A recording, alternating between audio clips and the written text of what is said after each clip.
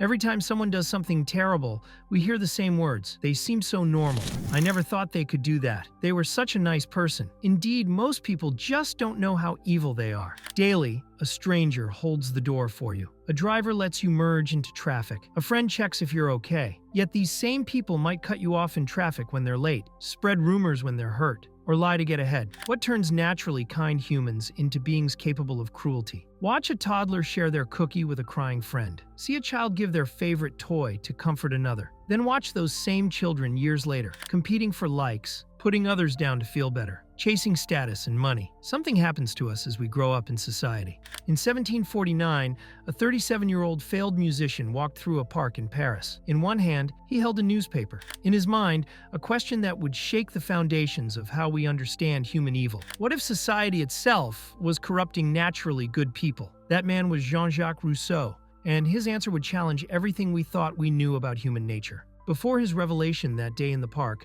everyone accepted a simple story.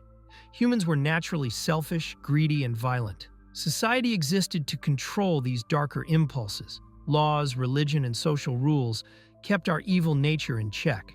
But as Rousseau walked through Paris that afternoon, he saw things differently. He noticed how young children played together without judgment, how tribal peoples lived in harmony with nature, how the poorest communities often showed the most kindness.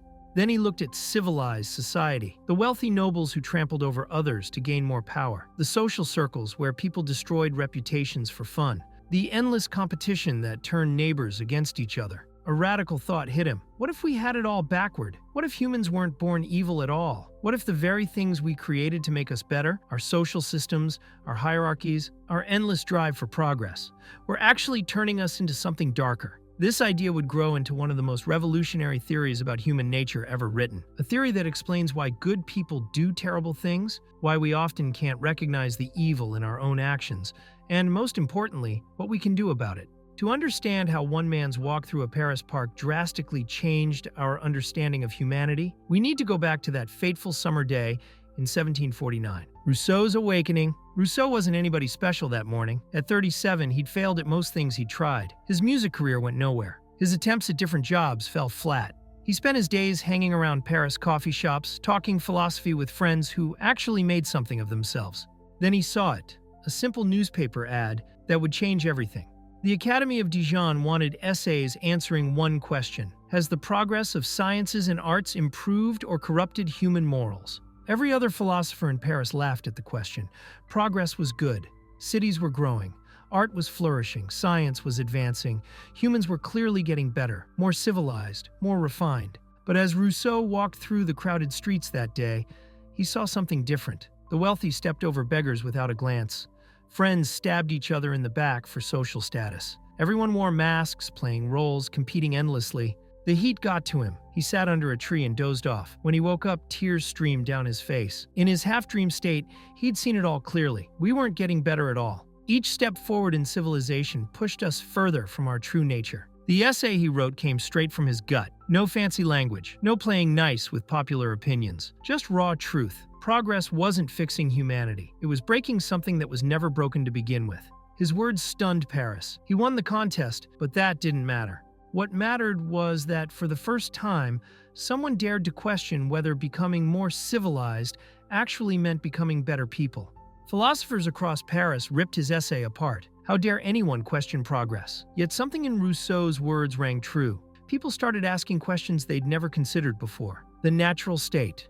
Close your eyes and picture yourself living thousands of years ago. No cities, no rules, no property. What kind of person would you really be? Do you believe you'd be the same person you are right now? Your day centers on simple needs: finding food, staying warm, resting under the stars, no emails to check, no social media to scroll through, no deadlines to meet. Just you, your small group, and the vast world around you. Rousseau saw this early human life with crystal clarity. People worked together because they had to. They shared food because hoarding it made no sense. They helped the sick because tomorrow it might be them needing care. Nobody worried about being better than others.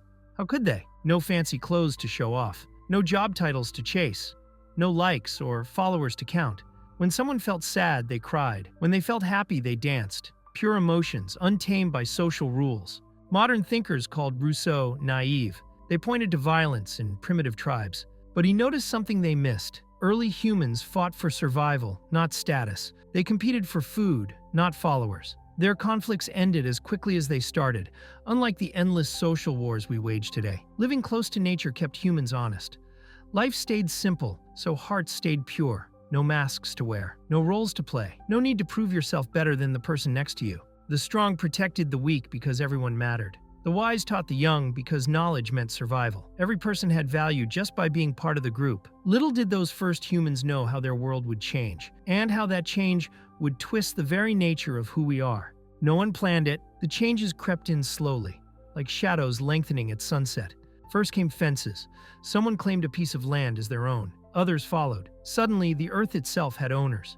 People who once roamed freely now needed permission just to walk across fields their ancestors had traveled for generations. Then came comparison. With property came wealth. With wealth came power. For the first time in human history, people could be better than their neighbors. Not because they were kinder or braver, but because they owned more things. Pride took root in human hearts. The wealthy began looking down on others. The poor began envying the rich. Children learned to judge their worth not by who they were, but by what they had. Language changed too. Mine and yours replaced ours. Doors got locks. Walls grew taller. Trust, once given freely, became a rare commodity. People started wearing masks, not real ones, but social faces they showed to the world. One face for the powerful, another for friends, yet another for family. The simple honesty of early humans vanished under layers of politeness and pretense. Competition replaced cooperation. Why help your neighbor when you could get ahead instead? Why share your discoveries when keeping them secret gave you an edge? The very things that once made us human, our ability to work together, to care for each other, became signs of weakness. And somewhere in this transformation, something essential got lost. Like a child forgetting how to laugh freely, humanity forgot its original nature. Look around today. Every status update, every job promotion, every new purchase, they're all echoes of that first fatal step away from who we really are. Open any social media app. Scroll through the feed. Each post screams the same message Rousseau discovered centuries ago. We're trapped in an endless game of comparison. That friend posting vacation photos? They spent half their trip taking perfect pictures instead of enjoying the moment. The colleagues sharing their promotion? Behind that success lies countless relationships damaged by ruthless ambition. We measure ourselves through others' eyes. Our clothes, our cars, our careers, everything becomes a symbol in this unspoken competition. A race nobody wins because the finish line keeps moving. Dating apps turn love into a marketplace. Job sites reduce human worth to bullet points. Even our hobbies become performances, staged for an audience that's too busy staging their own lives to really watch. Children feel it earliest. By age 7, they've learned to hide their real feelings. By 12, they're experts at what Rousseau called the social mask. Teenagers master the art of being what others want instead of discovering who they are. Social media amplifies everything. Each like feeds the hunger for validation. Each share strengthens the illusion that image equals worth. We've created a world where appearing happy matters more than actually being happy. The saddest part? We think this is normal. Just like fish don't notice water, we swim in this artificial ocean of comparison, competition, and performance without questioning it. The pressure shapes us in ways we never notice. Anxiety becomes background noise. Depression feels like a personal failure, rather than a natural response to an unnatural way of living. Not everyone agreed with Rousseau. Thomas Hobbes, writing a century earlier, painted a completely different picture of the human behavior. Life without society, Hobbes claimed, meant living in constant fear. Raw nature made humans violent, selfish, paranoid. Each person fought against all others, grabbing whatever they could, trusting no one. He saw early human life as a nightmare, solitary, poor, nasty, brutish, and short. Without laws, without government, without social order, people would tear each other apart. Think of a blackout in a major city. Power goes down. Streets go dark. Within hours, some start breaking windows, looting stores. Order breaks down. Chaos rises. This, Hobbes argued, reveals our true nature. The evening news seems to support his view. Wars rage, criminals strike, people hurt each other for money, power, or simply because they can. Remove society's rules, and darkness pours out. Society, in Hobbes's eyes, saves us from ourselves. Laws cage our violent impulses. Social pressure makes us behave. Fear of punishment keeps our darker sides in check. Modern psychology adds weight to his argument. Studies show how quickly people turn cruel when given power over others, how easily groups turn against outsiders, how fast civilization crumbles when systems break down. So who got it right? Rousseau's noble savage or Hobbes's violent brute? The answer lies somewhere more complicated, in a truth both men missed, the truth in between. Pick up a newspaper today. On one page, you'll read about people rushing into burning buildings to save strangers. Turn the page, you'll find stories of neighbors betraying neighbors for small gains. During disasters, volunteers flood in to help victims, while others exploit the chaos for profit. In wars, heroes sacrifice everything to protect innocents, while others commit unspeakable acts. History tells the same mixed story over and over. Humans carry both light and shadow. Neither Rousseau nor Hobbes captured the whole truth. We're not all good. We're not all evil. We're capable of both, and that's what makes us so dangerous. Power unlocks these possibilities. Give someone control over others. Watch how it changes them. Some use it to protect and serve. Others let it corrupt them completely. Most drift slowly, barely noticing as authority warps their choices. The real question isn't whether we're naturally good or evil. It's about awareness. Most people drift through life, never questioning which forces shape them. They absorb society's values without thinking. They judge others by rules they never chose to believe in. Even the worst acts often come from people who think they're doing right. The manager firing workers to hit bonus targets, the politician lying to protect their voters, the parent crushing their child's spirit to make them stronger. This mix of good and bad potential makes us uniquely powerful. Unlike any other species, we can choose who we become. We can recognize what shapes us. We can decide which parts of civilization to accept or reject. The first step toward change? Understanding that both Rousseau and Hobbes got it partly right. So what do we do with this knowledge? How do we live in a society that shapes us while keeping our inner compass true? Start by catching yourself in the act. Notice when you judge someone for their clothes, their job, their status. Watch how social pressure makes you act against your better nature.